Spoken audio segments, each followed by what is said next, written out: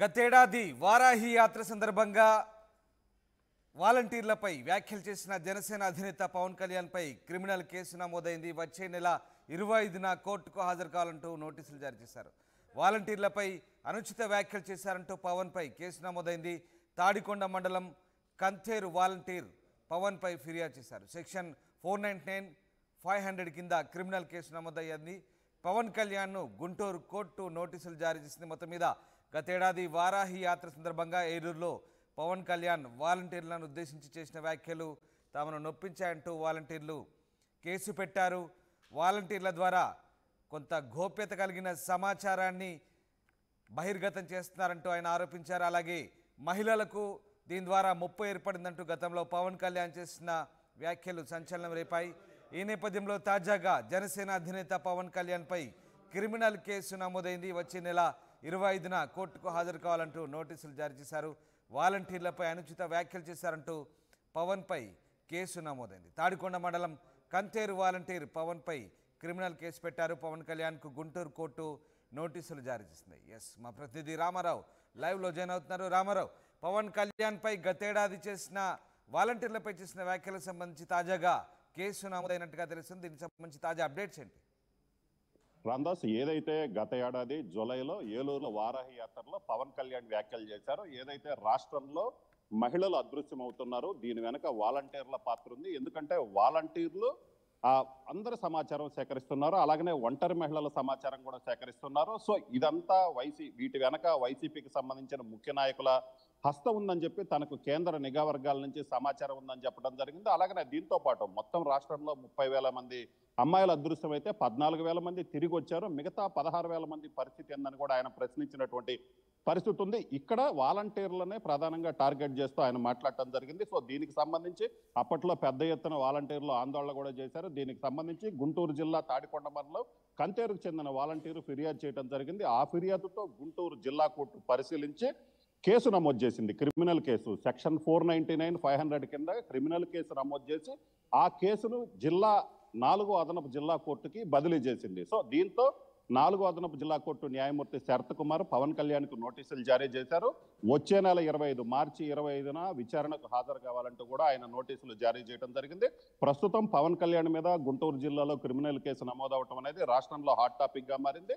అయితే ప్రధానంగా చూసుకున్నట్లయితే ఇందులో వాలంటీర్ల వ్యవస్థ గురించి ఆయన ప్రశ్నించడం జరిగింది. అయితే ఈ విధంగా మహిళల అదృశ్యం వెనుక వాలంటీర్ల పాత్ర ఉంది అని కూడా ఆయన చెప్పడం జరిగింది. ఇప్పుడు ఏదైతే ఆ సమయంలో మహిళా కమిషన్ చైర్పర్సన్ వాసిరెడ్డి పద్మ కూడా పవన్ కళ్యాణ్ వ్యాఖ్యల మీద తీవ్ర ఆగ్రహం వ్యక్తం చేసినటువంటి పరిస్థితి ఉంది. పవన్ కళ్యాణ్ వ్యాఖ్యల తర్వాత ఒకసారి రాష్ట్ర వ్యాప్తంగా కూడా వాలంటీర్లు ఒక రక ఆందోళన చేశారు. అలాగనే దీనిపై ప్రభుత్వం కూడా స్పందించింది. పవన్ కళ్యాణ్ ప్రాసిక్యూట్ చేయాలి అని కూడా ప్రభుత్వ పెద్దలు డిమాండ్ చేసినటువంటి పరిస్థితి ఉంది. అలాగనే ప్రభుత్వం నుంచి కూడా పవన్ కళ్యాణ్కి నోటీసులు వచ్చాయి. సో వీటన్నిటిని పరిశీలించిన తర్వాత కోర్టు ఈ రోజు కేసు నమోదు చేసింది పవన్ కళ్యాణ్ మీద. అలాగనే క్రిమినల్ కేసు, ఎందుకంటే ప్రధానంగా కేసు రాజకీయ నాయకులు ఏదైనా ఆరోపణలు చేసినప్పుడు ఫిర్యాదు చేస్తే కేసు నమోదు చేయడం అనేది సాధారణంగా జరుగుతుంది. అయితే ఇక్కడ క్రిమినల్ కేసు 499, 500 సెక్షన్ల కింద క్రిమినల్ కేసు నమోదు చేయడంతో పాటు పవన్ కళ్యాణ్ నేరుగా విచారణకు హాజరు కావాలని నోటీసులు జారీ చేయడం అనేది రాష్ట్రంలో సంచలనంగా మారింది.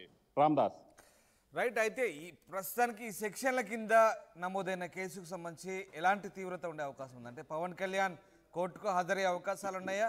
కోర్టు ఏం చెప్తుంది? అలాగే ఎప్పట్లోగా హాజరు కావాల్సిన అవసరం కనబడుతుంది? సో ఖచ్చితంగా, ఎందుకంటే రామదాసు కోర్టు నోటీసులు జారీ చేసింది కాబట్టి ఖచ్చితంగా పవన్ కళ్యాణ్ తన న్యాయవాది ద్వారా ఈ కేసుకు సంబంధించి ఫర్దర్గా ప్రొసీడ్ అవ్వాల్సిన అవసరం ఉంటుంది.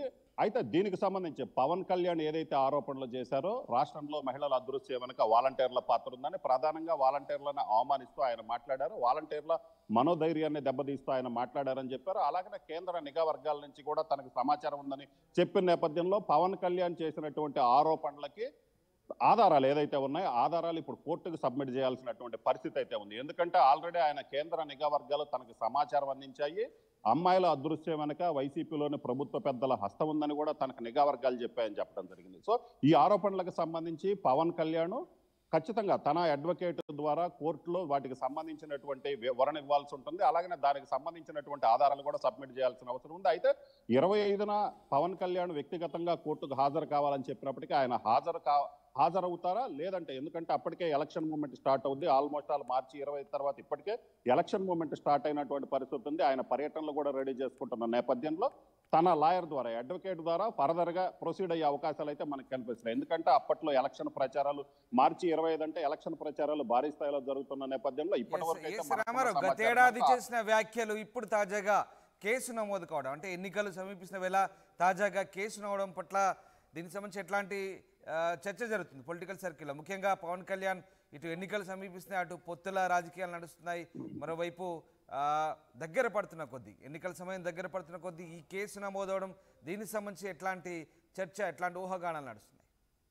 సో ఖచ్చితంగా రామదాస్, ఎందుకంటే ఇప్పటికే చూసుకున్నట్లయితే చంద్రబాబు మీద ఫైబర్ గ్రిడ్ కేసులో ఛార్జ్ షీట్ దాఖలు చేయడం జరిగింది. అన్నింటిలో A1గా చంద్రబాబుని, అలాగనే పవన్ కళ్యాణ్ వ్యాఖ్యలకు సంబంధించి ప్రభుత్వం ఫిర్యాదు చేయటం, వాలంటీర్ ఫిర్యాదు చేయటం, ఏదైతే ఇప్పుడు హాజరు కావాలంటూ చెప్పారు. ఇవన్నీ చూస్తున్నట్లయితే ప్రతిపక్షాలని కట్టడి చేసేందుకు ప్రభుత్వం అవలంబిస్తున్న వైఖరిగానే కనిపిస్తున్నటువంటి పరిస్థితి ఉంది. అయితే ఇక్కడ చూసుకున్నట్లయితే నేరుగా అక్కడ ఫైబర్ గ్రిడ్ కేసులో సిఈడి వాళ్ళు కేసు నమోదు చేశారు, చంద్రబాబు మీద ఛార్జ్ షీట్ నమోదు చేసినటువంటి పరిస్థితి ఉంది. మరోవైపు చూసుకున్నట్లయితే పవన్ కళ్యాణ్కి కోర్టు నోటీసులు ఇవ్వటం, ఇవన్నీ చూస్తున్నట్లయితే పొలిటికల్ గా అయితే మాత్రం కొంత పొలిటికల్ హీట్ అయితే వచ్చే అవకాశం ఉంది. ఎందుకంటే ప్రధానంగా ప్రధాన ప్రతిపక్షమైన టీడీపీ అలాగే జనసేన వీళ్ళిద్దరూ ఉమ్మడిగా ఎన్నికల ప్రచారానికి వెళ్తున్నటువంటి పరిస్థితి ఉంది. సో ఈ నేపథ్యంలోనే ఇద్దరి మీద కేసులు నమోదవటం, ఇద్దరు ఏదైతే పవన్ కళ్యాణ్ కోర్టు విచారణకు హాజరు కావాలని చెప్పడం అయితే మాత్రం పొలిటికల్లో హాట్ టాపిక్ గా మారింది. అయితే దీనికి సంబంధించి చూసుకున్నట్లయితే పవన్ కళ్యాణ్ హాజరవుతారా లేదా, నెక్స్ట్ ఏ స్టెప్ జరగబోతుంది అనేది అయితే మాత్రం కొంత ఆసక్తికరంగా మారిందని చెప్పుకోవచ్చు. అలాగనే దీనికి సంబంధించి పవన్ కళ్యాణ్ తన అడ్వకేట్ ద్వారా తనకు దగ్గర ఉన్నటువంటి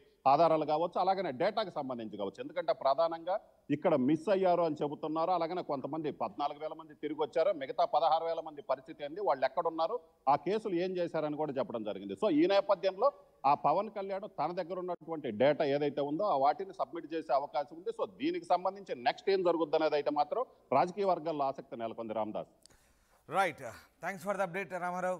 జనసేన అధినేత పవన్ కళ్యాణ్ పై క్రిమినల్ కేసు నమోదైంది. వచ్చే నెల 25న కోర్టుకు హాజరు కావాలంటూ నోటీసులు జారీ చేశారు. పవన్ వాలంటీర్లపై అనుచిత వ్యాఖ్యలు చేసిన సంగతి తెలిసిందే గతేడాది. అయితే తాజాగా తాడికొండ మండలం కంతేరు వాలంటీర్ పవన్పై ఫిర్యాదు చేశారు. సెక్షన్ 499, 500 కింద క్రిమినల్ కేసు నమోదైంది. పవన్ కళ్యాణ్కు గుంటూరు కోర్టు నోటీసులు జారీ చేశారు. అయితే పవన్ కళ్యాణ్ కోర్టుకు హాజరవుతారా లేదా తన లాయర్ ద్వారా కోర్టుకు సంజాయిషి ఇచ్చుకుంటారా తేలాల్సిందే.